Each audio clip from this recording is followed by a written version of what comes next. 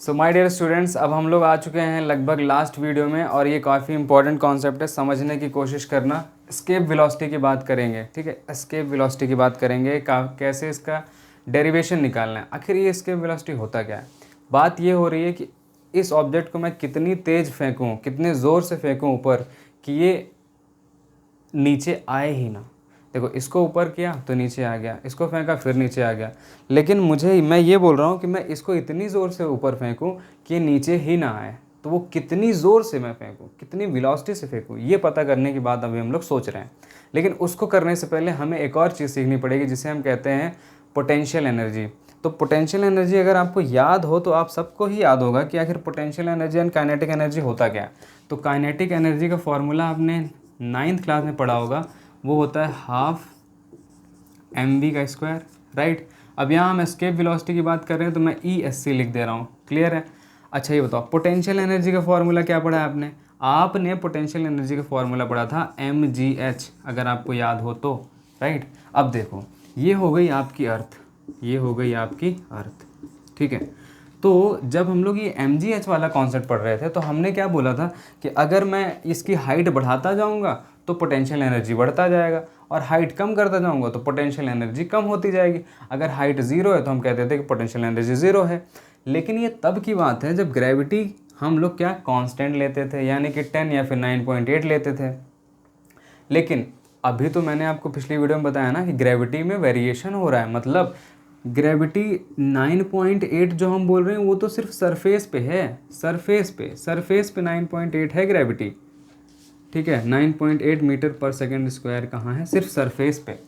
लेकिन अगर ऊपर जा रहे हैं तो एक ऐसा टाइम आता है जब ग्रेविटी ज़ीरो भी हो जाती है, यानी कि ऊपर जाने पे ग्रेविटी क्या हो रही है? रिड्यूस हो रही है, कम हो रही है। अच्छा, तो भाई साहब उसके लिए तो फिर तो कुछ तो अलग बात होगी ना, कुछ तो बात अलग होगी।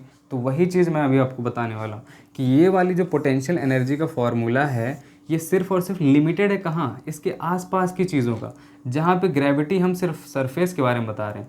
लेकिन अगर पोटेंशियल एनर्जी मुझे पता करना हो और दूर का तो क्या बात होगी? अगर मैं बोल दूँ कि मुझे इन्फिनिटी में ग्रेविटी कितनी होगी ये पता करना है तो क्या करेंगे?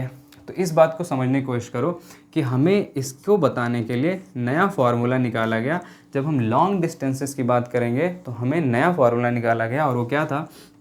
-g कैपिटल M यानी mass of the earth, small m यानी कि ऑब्जेक्ट का मास, और अपॉन में r प्लस h। ये फार्मूला बताया गया। ये फार्मूला वैलिड होता है पूरे यूनिवर्स की जब हम बात करेंगे तब ये वाला फार्मूला हमारा वैलिड होगा। बात समझ में आई कि नहीं?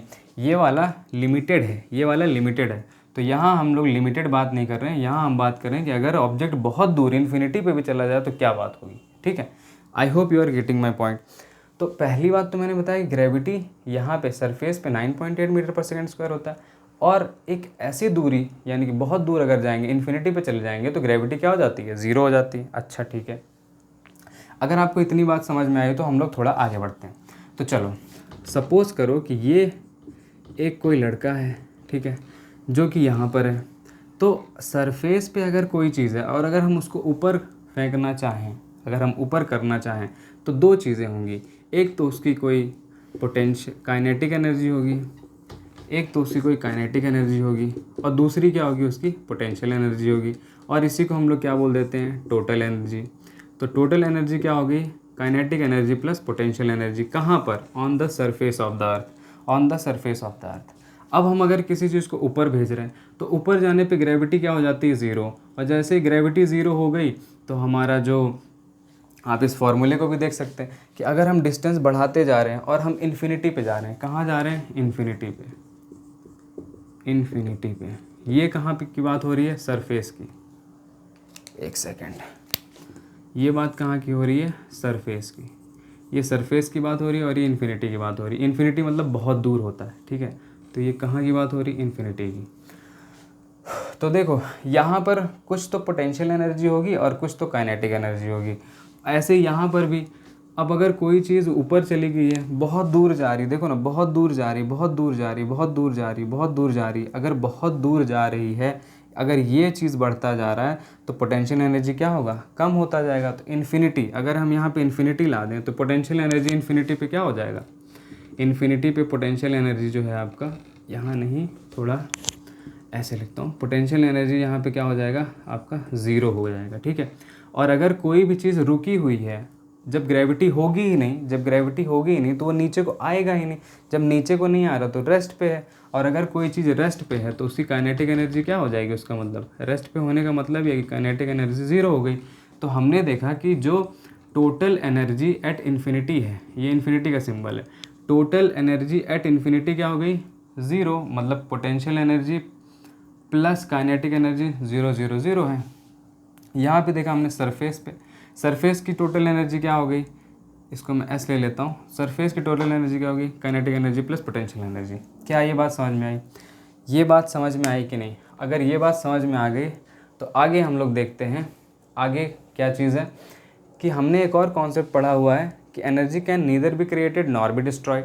Energy can neither be created nor be destroyed. अच्छा तो ठीक है, तो इसका काम करते हैं। देखो, तो जैसे हमने बोला कि energy can neither be created nor be destroyed, तो जो टोटल एनर्जी जो थी हमारी, मैं सिर्फ ई लिख रहा हूँ चलेगा, एनर्जी कहाँ, सरफेस पे, जो सरफेस पे एनर्जी है वो बराबर होगी किसके, एनर्जी एट इन्फिनिटी, ठीक है। आप चाहो तो लिख लो टोटल एनर्जी भी चलेगा, कोई दिक्कत नहीं। तो total energy at surface and total energy at infinity, right. तो देखो टोटल एनर्जी एट सरफेस क्या है, kinetic energy plus potential energy, ठीक है, इक्वल्स टू, यहाँ पे भी क्या है, kinetic energy plus potential energy, ठीक है। आगे देखते हैं। तो ये किसकी बात हो रही है, सरफेस वाले की बात हो रही है सारा, ये सरफेस की बात हो रही है, और ये सारा इन्फिनिटी की बात हो रही है। आगे देखो, काइनेटिक एनर्जी सरफेस पे कितना होगा, जब हम किसी चीज़ को ऊपर फेंकेंगे तो उसकी कुछ तो स्पीड होगी, तो उसको हम क्या ले रहे हैं, हाफ mv² एस्केप वेलोसिटी समझ लो कि किस तेज़ी से फेंक रहे वो, प्लस साथ में क्या, पोटेंशियल एनर्जी। तो potential energy on the surface of the earth क्या होगा, on the surface of the earth potential energy, यानी कि यहाँ से यहाँ तक का डिस्टेंस क्या है माय डियर, यहाँ से यहाँ तक का डिस्टेंस है सिर्फ r। तो ये क्या हो जाएगा, -g capital M into M upon सिर्फ और सिर्फ r। ये बात क्लियर है क्या? आगे देखो, फिर देखिए काइनेटिक एनर्जी एट इन्फिनिटी, ये देखो ना, ये क्या लिया है 0, और पोटेंशियल एनर्जी एट इन्फिनिटी भी क्या है 0। तो ये 0 + 0 0 ही होता है, राइट। अब देखो नेक्स्ट स्टेप बहुत इंपॉर्टेंट है। अब क्या करना है, अगर ये 0 हो गया तो अगर इसको उधर ले जाएंगे तो पॉजिटिव में हो जाएगा। तो ये क्या दिखेगा आपको, ये दिखेगा आपको हाफ mv एस्केप का square equals to minus plus minus, और माइनस उधर जाएगा तो प्लस हो जाएगा। तो इसे हम लिखेंगे capital G capital M small m upon r। अब देखिए क्या हम m से m कैंसिल कर सकते हैं, हमारे पास बचा क्या, v escape equals to G M capital M है ये, और अपॉन में r है, राइट। और इस 2 को उधर भेजेंगे तो ये 2 यहाँ दिख रहा है हमें, ओके, ये 2 हमें यहाँ दिख रहा है। अब देखो ये स्क्वायर यहाँ बचा हुआ है, अगर मुझे इस स्क्वायर को हटाना है तो हम क्या करते हैं, इसको स्क्वायर रूट कर देते हैं, राइट। इतनी मैथ्स तो आपको आती ही होगी। तो पहला फार्मूला हमें जो मिल रहा है वो क्या है, एस्केप वेलोसिटी का पहला फार्मूला है क्या, g/2gm अपॉन r का होल अंडर रूट। तो देखो g की वैल्यू पता है आपको, m की वैल्यू पता है, और r की वैल्यू भी पता है। वैल्यू पुट करोगे तो आपको कितना मिलेगा, 11.2 किलोमीटर पर सेकेंड। यानी कि इतनी तेज़ मुझे, इतनी स्पीड से कोई चीज़ फेंकनी है कि 1 सेकेंड में वो 11 किलोमीटर कम से कम डिस्टेंस कवर करे, तब जाके तो वो बाहर चला जाएगा हमारे एटमॉस्फेयर से, ग्रेविटी एकदम ज़ीरो हो जाएगी और वो ऑब्जेक्ट कभी नीचे नहीं आएगा, ठीक है। इसी से आप एक और फार्मूला डिराइव कर सकते हो, पता है क्या, देखिए अगर आपको याद हो तो हमने g का फार्मूला पढ़ा था। g का फार्मूला क्या होता है, gm अपॉन r नहीं, gm अपॉन r का square, right. gm upon r का स्क्वायर हमने पढ़ा था। अब देखो यहाँ पे, अगर जी एम तो हमें दिख रहा है, और अगर यहाँ आर स्क्वायर बन जाए तो मज़ा आ जाएगा, मैं स्मॉल जी लिख सकता हूँ। तो देखो अगर मैं यहाँ पे आर से मल्टीप्लाई कर दूँ और आर से डिवाइड कर दूँ तो क्या ये बात बनती हुई दिख रही है? बिल्कुल। तो अब आप देखो ये 2 तो 2 रहेगा, और जी एम और आर का स्क्वायर, जी एम आर का स्क्वायर की जगह मैं क्या लिख रहा हूँ?